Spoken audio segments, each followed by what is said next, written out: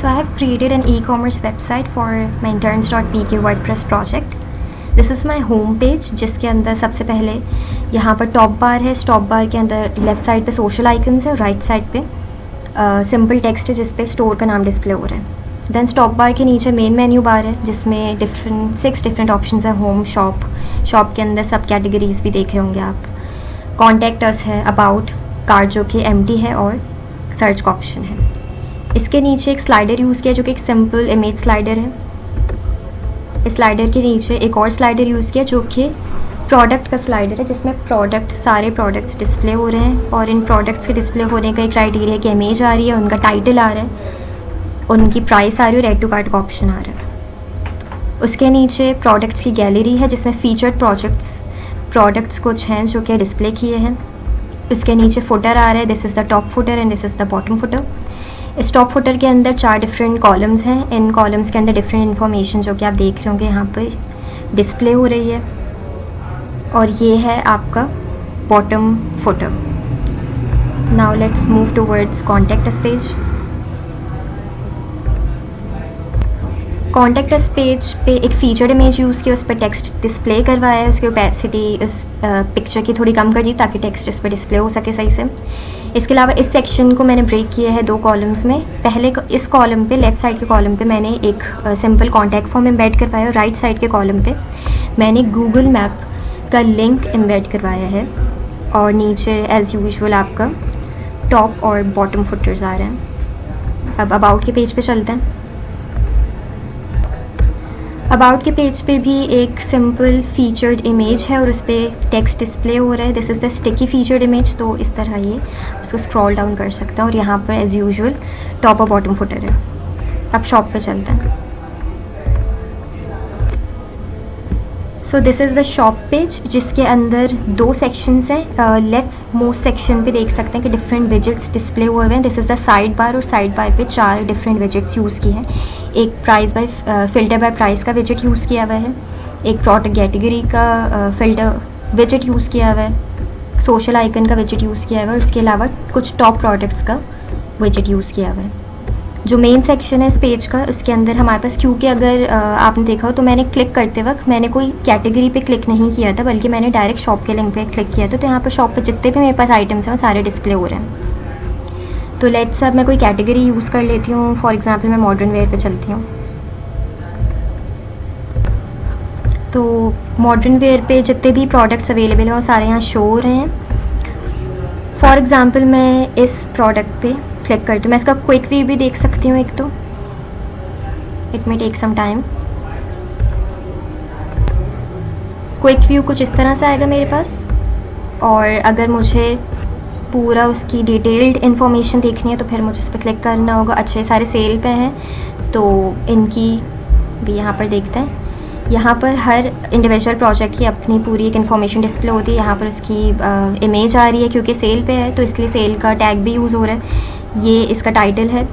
This is the real price of the product और ये इसकी सेल प्राइस है. इसके अलावा यहाँ पर प्रोडक्ट की शॉर्ट डिस्क्रिप्शन मैंने लगाई है. यहाँ पर क्वांटिटी आप इंक्रीज़ डिक्रीज़ कर सकते हैं और ऐड टू कार्ट कर सकते हैं. Let's add this item into the cart. यहाँ पर ही हो गया. अच्छा, अब व्यू कार्ट का ऑप्शन डिस्प्ले होने लगा है. यहाँ से भी कर सकते हैं और यहाँ से भी कर सकते हैं कि अब हमारा कार्ट एम्प्टी नहीं है बल्कि इसमें कोई इन्फॉर्मेशन डिस्प्ले हो रही है. Let's go back to the modern wear again.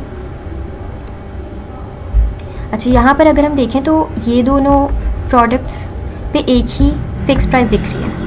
लेकिन अगर मैं बीच वाले प्रोडक्ट को देखूँ तो इसमें एक रेंज ऑफ मेरे पास दिख रही है. रेंज ऑफ प्राइस दिख रही है. और यहाँ पर मेरे पास डायरेक्ट ऐड टू कार्ट का भी ऑप्शन नहीं आ रहा बल्कि सिलेक्ट ऑप्शंस का आ रहा है. तो इसको देखते हैं कैसे किया है.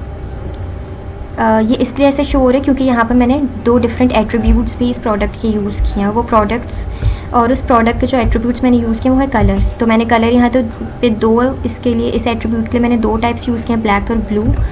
और इस साइज़ के एट्रीब्यूट के लिए भी मैंने 2 ऑप्शंस यूज़ किए हैं, लार्ज और मीडियम. तो यहाँ पर टोटल इसी प्रोडक्ट के मेरे पास 4 डिफरेंट कह सकते हैं कॉम्बिनेशंस आ रहे हैं. और उनकी जो प्राइस रेंज है वो यहाँ पर डिस्प्ले हो रही है. तो जब तक मैं कोई कॉम्बिनेशन सेलेक्ट नहीं करूँगी ऐड टू कार्ट का ऑप्शन नहीं आएगा मेरे पास. तो मैं लेट्स से ब्लैक कर लेती हूँ और यहाँ पर मैं लार्ज कर लेती हूँ. तो इसकी अपनी इंफॉर्मेशन प्रोडक्ट की आ रही है, इसकी अपनी इमेज डिस्प्ले हो रही है, इसके अपने प्राइस डिस्प्ले हो रहा है वगैरह। तो मैं इसको ऐड टू कार्ट कर लेती हूँ और यहाँ पर उसकी कुछ एडिशनल इन्फॉर्मेशन भी देख सकते हैं। सो ये भी कार्ट में ऐड हो गया। अच्छा, एक चीज़ ये कि नीचे एक और चीज़ मैं दिखाना भूल गई थी, यहाँ पर आपके पास रिव्यू का ऑप्शन आ रहा होता है। तो अगर कोई कस्टमर रिव्यू करेगा तो उसके रिव्यूज़, उसकी रेटिंग वगैरह यहाँ दिख रही होगी। इसके अलावा उसको शेयर भी कर सकते हैं किसी भी प्लेटफॉर्म पे, अवेलेबल प्लेटफॉर्म पे। रिलेटेड प्रोडक्ट्स भी कुछ दिख रहे हैं हमारे पास। तब हम चलते हैं अपने फाइनली, या तो यहाँ से चलते हैं, यहाँ से हम यहाँ से क्लिक करते हैं कार्ट पे। तो कार्ट डिस्प्ले हो रहा है जिस पे हमारे पास जितनी भी हमने शॉपिंग किया वो डिस्प्ले हो रही है। यहाँ पर अगर हम कुछ डिस्कार्ड करना चाहते हैं तो डिस्कार्ड कर देते हैं। डिस्कार्ड करने के बाद वो हमसे अश्योरिटी के लिए हमसे दोबारा पूछेगा कि क्या अगर आप उसको अंडू करना चाहते हैं अपने उस एक्शन को। तो अगर हम करना चाहते हैं, गलती से हो गया, तो हम उसको वापस से अंडू कर सकते हैं। इसके अलावा हम अपने कार्ट को अपडेट भी कर सकते हैं। फॉर एग्ज़ाम्पल मुझे इसी प्रोडक्ट की 2 क्वान्टिटीज़ चाहिए तो मैं इसको अपडेट कर दूँगी। अगर मैं अपडेट नहीं करूँगी तो मेरे पास पुरानी जो क्वांटिटी सेलेक्ट हुई हुई थी उसका सब टोटल यहाँ दिखता रहेगा। तो मैंने अपडेट कर दिया अपना कार्ड और अब नई क्वांटिटी मुझे डिस्प्ले, नई प्राइस मुझे डिस्प्ले होने लगेगी। मैं प्रोसीड कर देती हूँ चेकआउट पे। चेकआउट पे आने के बाद हमारे पास यहाँ पर कुछ बिलिंग डिटेल्स हमें फ़िल करनी होंगी जो कि ऑटो फिल हुई है मेरे पास इस वक्त। और इसके अलावा अगर कोई एडिशनल इन्फॉर्मेशन देना चाहूँ तो नीचे दे सकती हूँ। यहाँ पर मेरे पास एक ऑर्डर की एक समरी आ रही है जिसमें सब टोटल आ रहे हैं इसके अंदर, और यहाँ पर मैं ऑर्डर प्लेस कर दूँगी। अभी फ़िलहाल मैंने कोई पेमेंट मेथड की एम्बेड नहीं किया हुआ, तो इसलिए मेरे पास वो ऑप्शन नहीं आ रहा पेपैल वगैरह का या डिफरेंट जो भी कैश ऑन डिलीवरी का। तो यहाँ पर मैं ऑर्डर प्लेस कर दूँगी। अब चलते हैं कुछ डिटेल्स पे, बैकएंड डिटेल्स पे। इसके लिए जो मैंने थीम यूज़ की थी, क्योंकि मैं ई-कॉमर्स वेबसाइट बना रही थी तो मैंने थीम भी उसी के हिसाब से यूज़ की थी जो कि है ओशन WP। इसके अलावा दी शॉप की भी थीम यूज़ कर सकते हैं, मैंने इसको इंस्टॉल तो किया हुआ था। इसके अलावा नेटिव की भी मैं जो है मैंने ट्राई किया था, बट मैं ओशन WP बेस्ट सूटेबल थी मेरे लिए, तो मैंने उसको यूज़ किया है। प्लगइन्स की बात कर देते हैं। प्लगइन्स ने एलिमेंटर यूज़ किया था मैंने। इसके अलावा जितने भी ओशन के प्लगइन्स दिख रहे हैं सारे ओशन WP की थीम के साथ बाय डिफ़ॉल्ट इंस्टॉल हुए थे। इसके अलावा जो मेन पेज पे मेरे एक प्रोडक्ट का स्लाइडर जो मैंने दिखाया था उसके लिए मैंने ये वाला प्लगइन यूज़ किया था, प्रोडक्ट स्लाइडर फॉर वूकॉमर्स। इसके अलावा जो सिंपल इमेज का एक स्लाइडर था शुरू में इसी प्रोडक्ट स्लाइडर के ऊपर, उसके लिए मैंने इस प्लगइन को यूज़ किया था, रिस्पॉन्सिव वर्डप्रेस स्लाइडर। थीम को इंपोर्ट करवाने के लिए मैंने थीम डेमो इंपोर्ट का प्लगइन यूज़ किया था। वूकॉमर्स तो ज़रूरी है एक ई-कॉमर्स वेबसाइट बनाने के लिए, एक बेसिक हमारे पास प्लगइन है तो उसको तो करना ही था। और जो फॉर्म कॉन्टेक्ट उसके पेज पे था उसके लिए मैंने WP फॉर्म स्लाइड का प्लगइन यूज़ किया था।